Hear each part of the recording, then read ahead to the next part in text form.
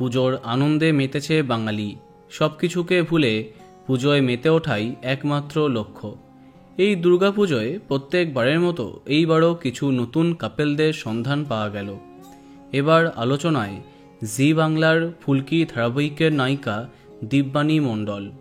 বেশ কদিন আগে অভিনেতা ঋষভ চক্রবর্তীর সাথে তার ব্রেকআপের কথা জানা গেছিল। সম্পর্ক ভাঙার আগে তারা খোলাখুলি তাদের সম্পর্ক নিয়ে কোনো কথা জানাননি।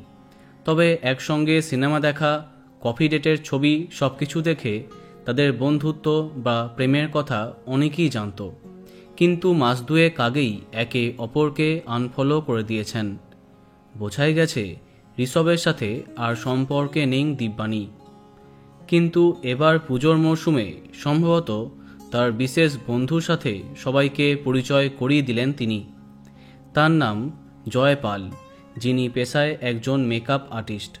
তাদের একসঙ্গে সিনেমা দেখা, ঘুরতে যাওয়া, এমনকি পুজোটা একসঙ্গে কাটানো, এই সব দেখে সবাই ধরে নিয়েছে তারা বাস্তবে প্রেম করছেন।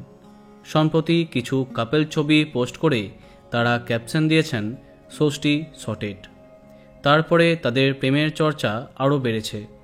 তবে আমার মতে তারা খুব ভালো বন্ধু, এখনও প্রেমিক প্রেমিকা নন।